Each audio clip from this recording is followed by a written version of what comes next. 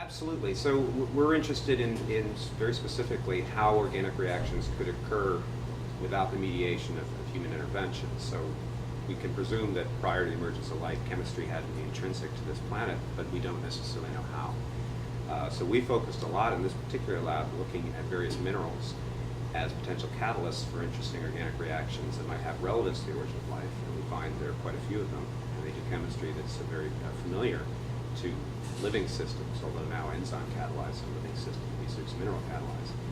We also study the origin and evolution of complex organic solids in comets and meteorites, because there's a system where we know chemistry has occurred, there's been absolutely no human intervention, and there's still a record of it, whereas there no longer is a record of the very earliest Earth.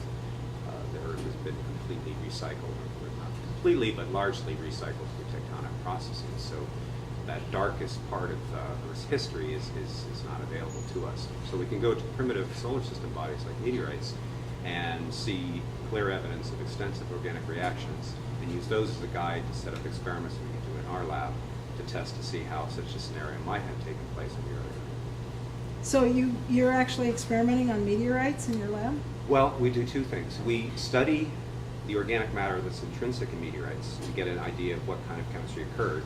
Then we try to simulate the chemistry as we think it works. And in an iterative process of trial and error, test this, test that, we gain insight on what happened on the meteorite, and then we can get a sense of what environments on Earth must have been like to do similar chemistry.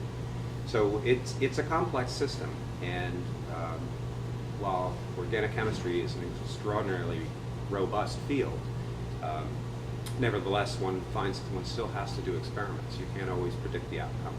You do an experiment with anticipation of the outcome, but we're often surprised, and in some cases very interesting.